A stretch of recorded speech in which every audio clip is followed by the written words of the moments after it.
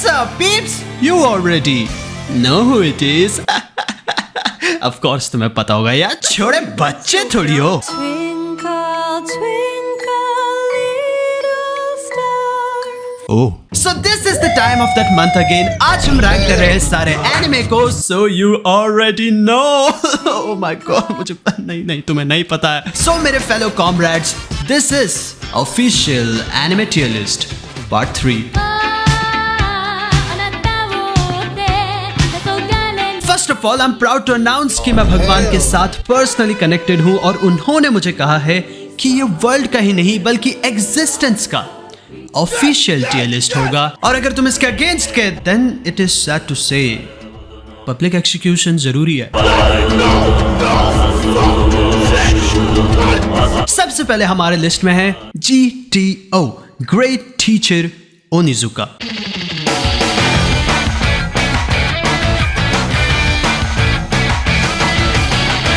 Professional anime recommender, मेरे career में एक बार भी विद इन 6499 क्लाइंट्स के रिव्यू के अंडर किसी ने भी मुझे एक बार नहीं बोला that GTO is bad. Mostly एक पर्टिकुलर एनिमे को लेके हर किसी के डिफरेंट ओपिनियन रहते हैं। Like for example demon slayer, उसको कुछ लोग बोलेंगे this is the best, this is the best, इससे अच्छा एनिमे कभी बन ही नहीं सकता। एंड एट द कॉन्ट्ररी होंगे लोग this is the most trash anime ever created, इसके पास बस अच्छी एनिमेशन है, अच्छी स्टोरी नहीं। मोस्ट ऑफ द टाइम जंग का कारण वही होता है, डिफरेंस इन ओपिनियन। और मोस्टली हर एनिमे को देखने के बाद लोगों के डिफरेंट ओपिनियन होते हैं, of course until and unless वो ट्रैश ना हो। लेकिन when it comes to GTO, doesn't matter कि तुम 16 साल के जेई पढ़ते हुए बच्चे हो या फिर 26 साल के जेई फेल बंदा। डजंट मैटर कि तुम कौन हो, तुम कैसे दिखते हो या फिर तुम्हारी टेस्ट कैसी है। ये वही जगह है, ये वही एनिमे है जहाँ पे हर किसी का एक ही ओपिनियन होता है, जहाँ पे हर किसी का एक ही आंसर होता है। वाह क्या एनिमे था। There is no doubt GTO S tier deserve करता है, ऐसा तुम्हें लगता है। लेकिन आफ्टर एक लंबे कंसिडरेशन के बाद, आफ्टर एनालाइजिंग इट्स मांगा, उसका रियल पोटेंशियल पता करके ये पता चल गया कि anime would have been far more better. A tier। In short GTO का मांगा और ज्यादा अच्छा है, उसका एनिमे थोड़ा सा हक देता है एडेप्टेशन में, so that's why। Somewhere in these eyes, I'm on your side. Next हमारे लिस्ट में है your name. 二人の間通り過ぎた風は your name actually one of those very few slice of life movies में से है जिसको मैंने देखा है। लेकिन यस, मैंने देखा है फॉर सम नो रीजन। इस मूवी को देख के एक नॉस्टैल्जिया आता है। अनदर थिंग जो कि मुझे इस मूवी के बारे में अच्छी लगती है, ये काफी यूनिक है, so it is very unpredictable. And for some no reason कोई मुझे ये एक्सप्लेन कर सकता है कि मुझे मकोटो शिंकाई की हर मूवी को देख के एक स्काई ब्लू कलर की क्यों याद आती है। I don't know, for some no reason मेरा फेवरेट कलर ब्लू है, लेकिन ओनली स्काई ब्लू वेरिएंट। इस चीज से मुझे इरिटेशन होती है, बस वही। दैट्स द रीजन कि मैं मकोटो शिंकाई को फॉलो नहीं करता, नहीं तो नोबिटा बंदा बढ़िया है। In short, great story, great character, great plot, लेकिन फिर भी A tier क्यों? Why not S tier? To be honest, इसकी एंडिंग लाइक एक्सेप्ट अच्छी स्टोरी के पूरा पर्पस यही था मूवी देखने का कि इस बंदी को इस बंदे के साथ एंड होना है। That's the fact. एंडिंग आते आते सस्पेंस से गला घोट दिया। अरे ये क्या हो गया, पूरा टाइमलाइन ही डिफरेंट है। लेकिन समहाउ ऑप्टिमिस्टिक बन के आखिर तक देखा, लेकिन आखिर में दिया क्या, मेरे मुंह में डाइस फेंकी गई, खेल probability. And that's the reason hunter S tier में होगा। What if you don't have ending? हाँ, कोई बात नहीं, एटलीस्ट एक खराब जस्टिफिकेशन तो है कि कोई एंडिंग ही नहीं है। इन शॉर्ट, ये इटर्नल है, इसके पास कोई एंडिंग नहीं है, देयरफॉर S tier। लेकिन ये और ये हमें प्रोबेबिलिटी वाले एंडिंग खिलाते हैं, एक हमें ज्यादा एंडिंग देके और एक हमें ऐसी एंडिंग देके। Your name A tier। ये बिक गई है गवर्नमेंट, अब गवर्नमेंट में कुछ नहीं है। नेक्स्ट हमारे लिस्ट में है Sword Art Online।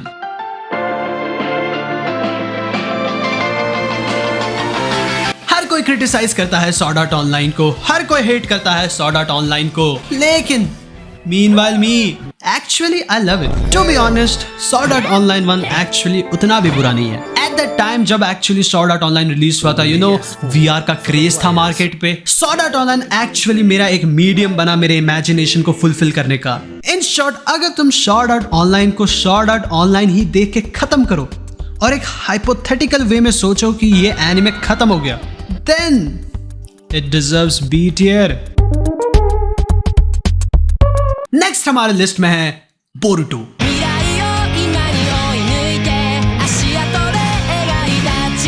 To be honest, मैंने इस शो को हमेशा से सपोर्ट किया है। हर बार हर इसके डिबेट में मैंने यही कहा है कि आई बिलीव इट कि ये एक दिन अच्छा होगा, और मैं मांगा के साथ स्टिक हूं कि यस, एक दिन ये और अच्छा बनेगा। इवन दो ये अच्छा है, लेकिन कोई प्लीज एनिमे को बोलो कुछ करे। There is no passion, There is no vision, there is no aggression, there is no fucking mindset. please someone explain me। कोई एक्सप्लेन करो कि आखिर कोई ये एयर कैसे कर सकता है।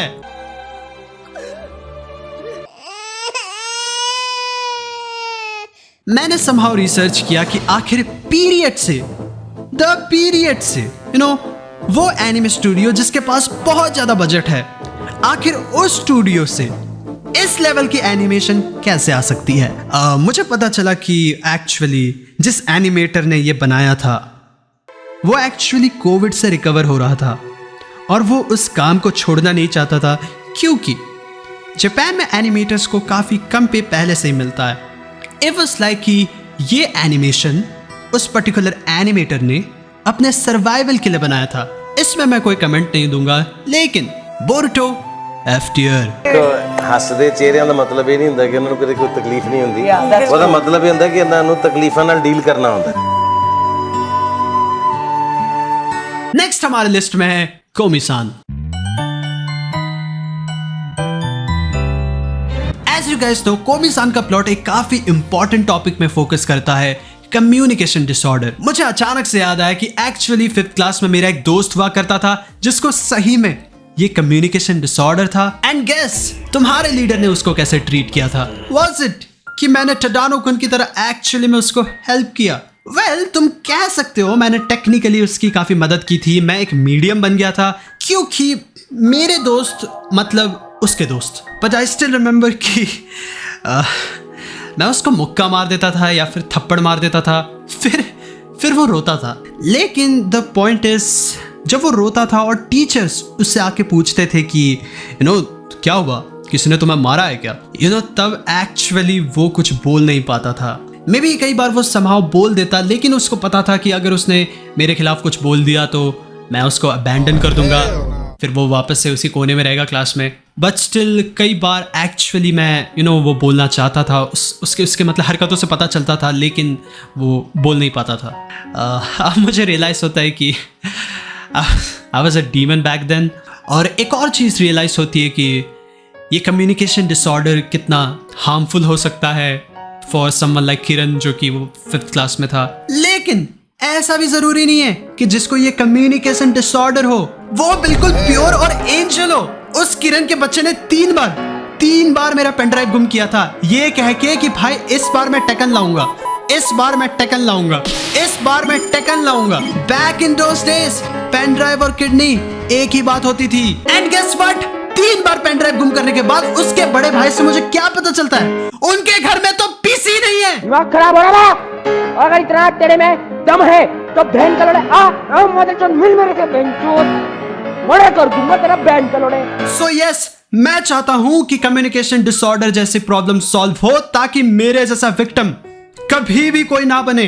Oh sorry for of topic. Main focus actually cute moments में रहते हैं, लेकिन स्टिल जो चीज रिप्रेजेंट होना है वो चीज एक्चुअली कोमी-सान में काफी अच्छी तरीके से रिप्रेजेंट हो रही है till now. Komi-san B tier.